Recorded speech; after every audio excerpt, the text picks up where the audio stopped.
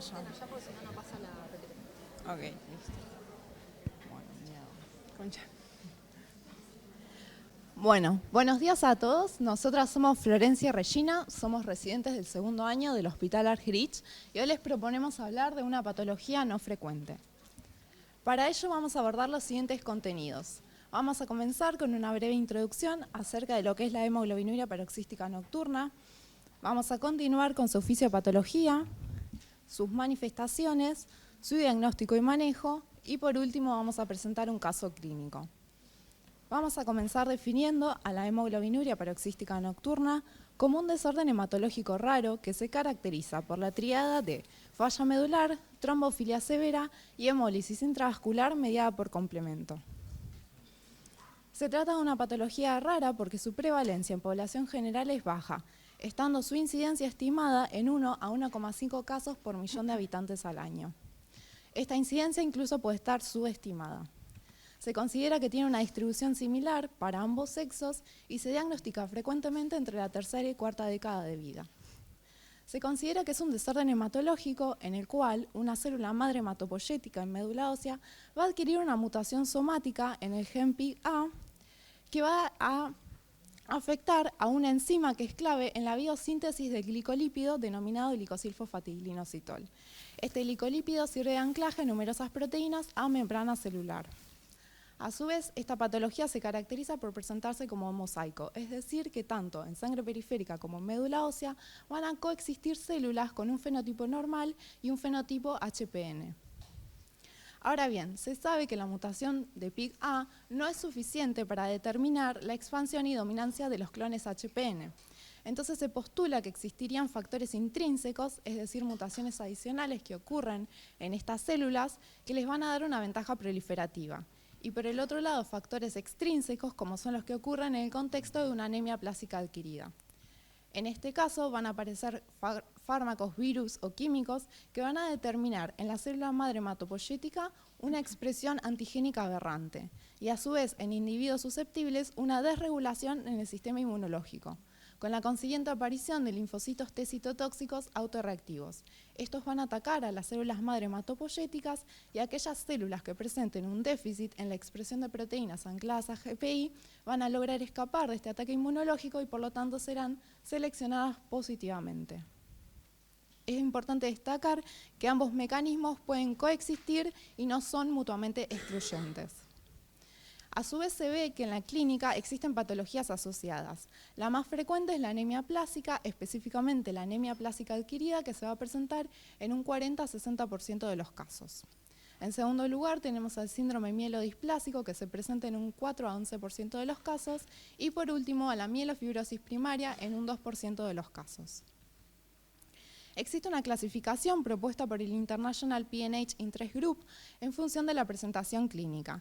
Esta clasificación utiliza la evidencia clínica de laboratorio de hemólisis intravascular, el tamaño de los clones HPN, la evidencia de fracaso medular y hallazgos en médula ósea.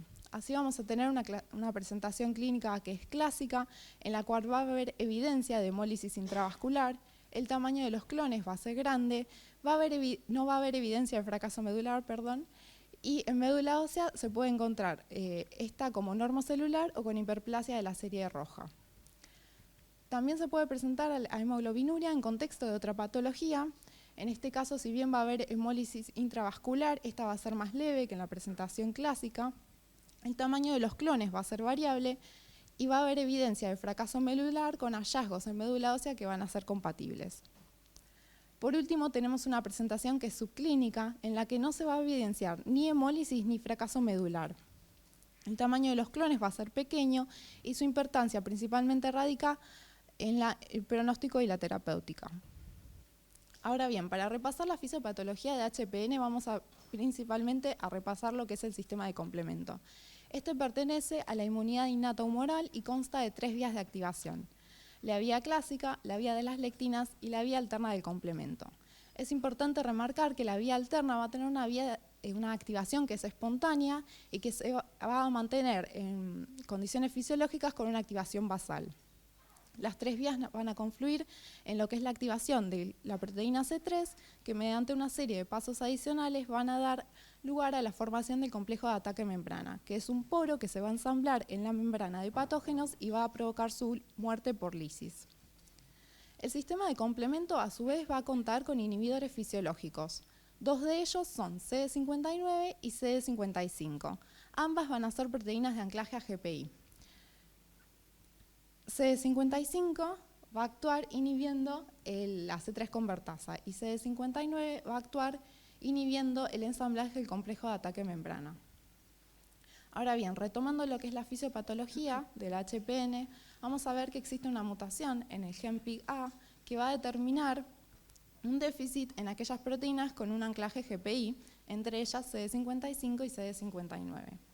Esto va a determinar un aumento de la susceptibilidad a la lisis que va a afectar específicamente a los glóbulos rojos, provocando hemólisis intravascular.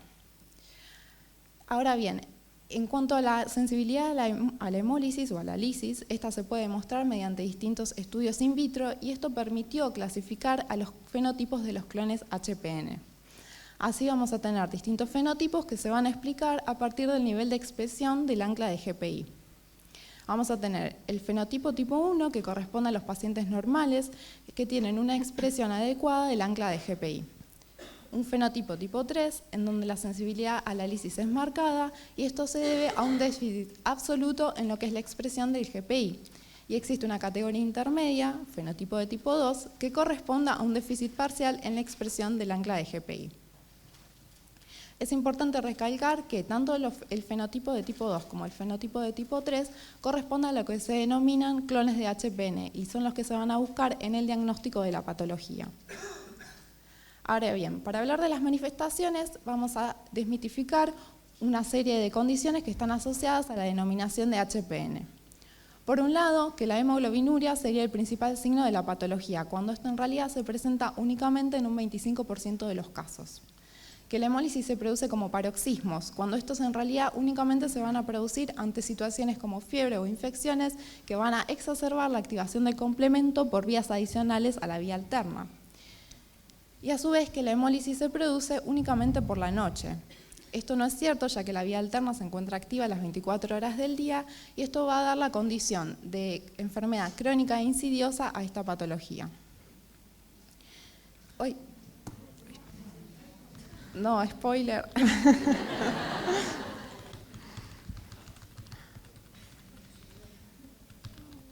Perdón, ya va, Ahí.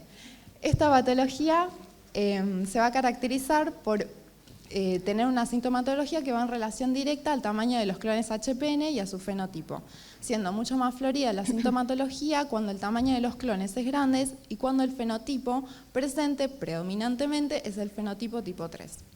Los síntomas van a derivar de la hemólisis y de la anemia, destacándose la astenia y la dinamia por ser lo más frecuente.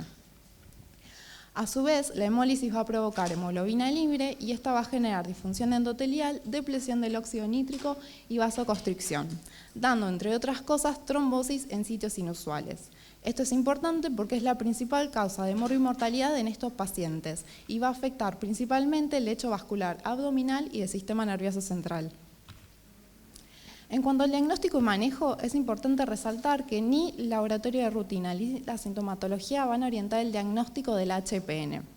Este diagnóstico se va a dar a partir de la exclusión, más que nada, de las principales causas de anemia hemolítica y trombosis, y en general los pacientes tienen una demora en su diagnóstico de 3 a 10 años.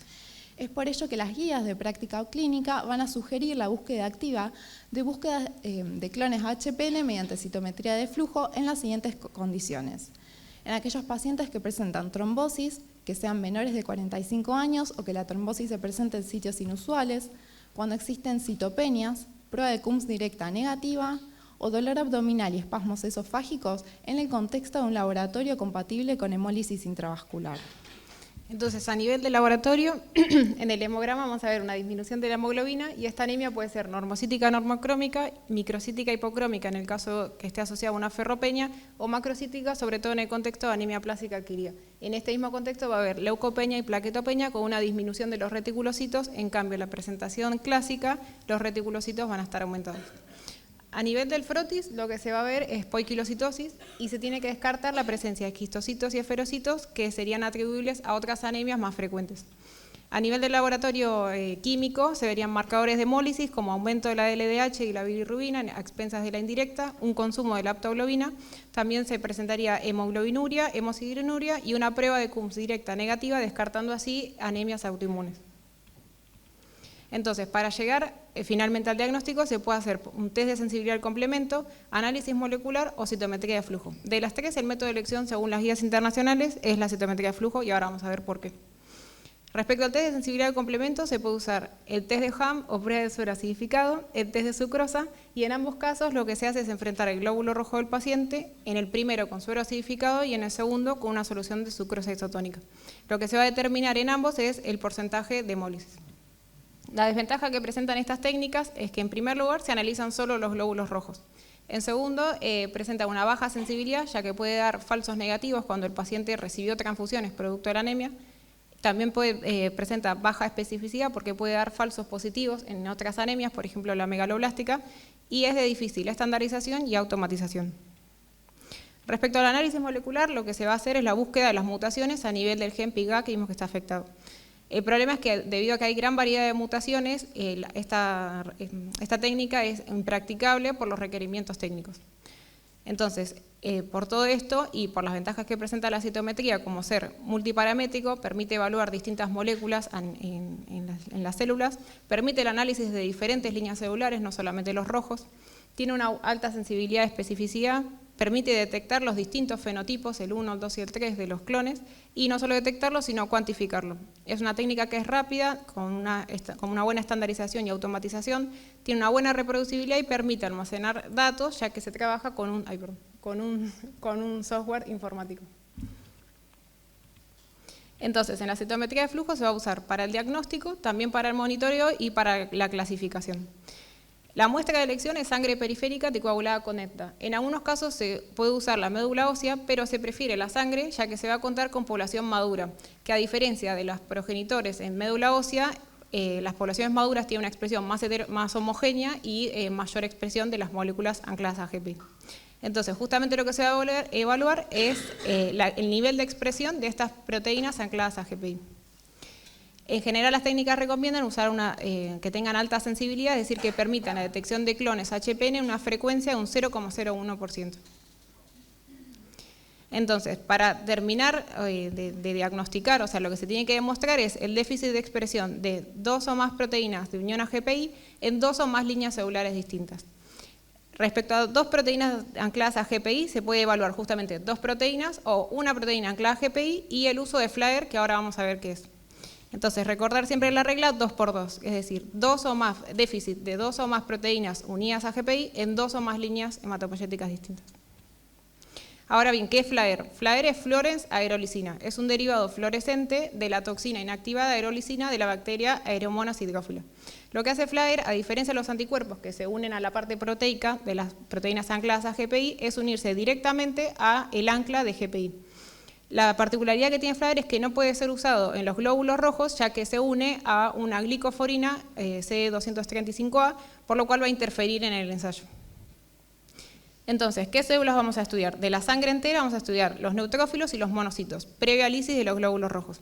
A partir de ello se va a determinar el tamaño del clon de HPN. Se prefiere el uso de neutrófilos y monocitos, ya que en primer lugar, a diferencia de los glóbulos rojos, no van a estar afectados ni por transfusiones ni por las crisis hemolíticas. Además, a diferencia de los eosinófilos y los basófilos, están representados en un número suficiente y a diferencia de los linfocitos tienen menor corta vida, o sea, los neutrófilos y los monocitos tienen corta vida media y tienen una expresión más homogénea a diferencia de los linfos, que los linfos, dependiendo de su estado de activación, va a tener la expresión de las proteínas heterogénea. Lo que recomiendan las guías entonces es en un primer análisis estudiar los neutros y los monos y luego estudiar los hematíes, más que nada para definir el tipo y el grado de afectación. Lo que se ve es que en general el porcentaje de los clones de HPN suele ser mayor en los monocitos, después en los neutros y por último en los glóbulos rojos, lo cual tiene sentido porque van a estar afectados por la hemólisis. Entonces, en la citometría de flujo lo que se va a hacer es primero una marcación en donde se va a enfrentar la sangre con los anticuerpos monoclonales y el FLAIR. Se va a hacer un gating, es decir, una selección de la población de interés, y luego se va a analizar estas poblaciones. Se va a contar con marcadores de linaje y la evaluación de las proteínas ancladas a GPI. En el caso de los neutrófilos, como marcadores de linaje, se usa el CD45, que es panleucocitario, y ya propio del neutrófilo, el CD33 y el 15. Respecto a las proteínas ancladas a GPI, se va a estudiar el nivel de expresión de CD157, CD16 y el uso de FLAIR. En el caso de los monocitos, también el CD45, pero en particular de los monos el CD64, y también CD157 y FLAIR, pero se le suma el CD14. Y respecto a los glóbulos rojos, como marcador de linaje, la glicoforina A que les mencionaba antes, el CD235A y el inhibidor de complemento CD59. Entonces, lo primero que se va a hacer es determinar la presencia de clon HPN, que vimos que incluye al fenotipo 2 y al 3, se hace la sumatoria de esos dos. Y después determinar el tamaño, que sería qué porcentaje representa este clon HPN de la población celular seleccionada. Por eso es muy importante hacer bien el gate, o sea, la selección de la población de interés. En general se vio que en la población sana, el porcentaje del clon HPN es menor a un 0,01% de frecuencia. Y ya en los pacientes que presentan clones HPN es mayor al 0,01. Y definiéndose 3 categorías dependiendo el rango de ese porcentaje. Entonces puede tener un clon de HPN si es mayor a 1, una población menor de HPN y después puede haber también células raras con fenotipo HPN. Entonces, ahora para mostrar un par de ejemplos de cómo se verían. En el caso de los glóbulos rojos podemos ver acá que está seleccionado los mismos con el marcador de linaje CD235A y después, dependiendo del nivel de expresión del inhibidor CD59, tenemos tipo 1, tipo 2 y tipo 3, que sería una expresión normal, una expresión intermedia o parcial y una expresión deficiente de CD59. Entonces, la sumatoria del clon del clon HPN, que sería la sumatoria del fenotipo 3 y 2, en este caso haría un 60%. Y a la derecha vemos la representación de lo mismo, como se vería en un histograma, definiendo así 3 picos respecto, o sea, que corresponden a los 3 tipos de poblaciones. Respecto a los neutrófilos, como se va a estudiar 2 proteínas ancladas a GPI, en este caso FLAIR, que se unía a GPI, y la proteína anclada, vemos que la distribución va a ser en diagonal. Entonces tenemos así el tipo 1, que va a tener una expresión normal, el tipo 2 expresión parcial y el tipo 3 con déficit de expresión. Una cosa importante a recalcar es que en pacientes sanos, la mayoría, o sea, todos los eventos van a estar acá, que son el tipo 1, que es una expresión normal. Entonces, alguna consideración respecto a la citometría es que, como vimos recién, en el glóbulo rojo lo que se va a estudiar es el inhibidor CD59, pero vimos que los 2 inhibidores afectados de la vía de complemento es el CD59 y el 55. El CD55 no está recomendado usarlo en general debido a que no permite discernir en forma precisa el fenotipo tipo 2, porque vemos, como vemos en este histograma, está superpuesto con el 3 y el 1. Ahora bien, pasando a otra etapa, en el manejo terapéutico de estos pacientes se van a usar medidas de soporte de la anemia, entonces se va a suplementar con ácido fólico y hierro, eritropoyetina, sobre todo si tiene una afección renal, transfusiones en casos de anemia severa.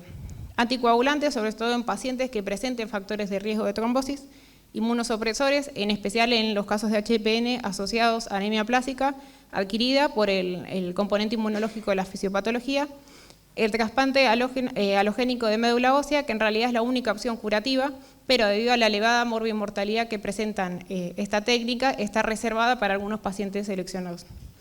Y después, la otra terapia que se puede hacer es el tratamiento con eculizumab o ravulizumab, que es una alternativa de mayor vida media, que lo que permite es reducir la hemólisis intravascular y por ello los signos y síntomas asociados a la hemólisis intravascular y mejorar la calidad de vida del paciente.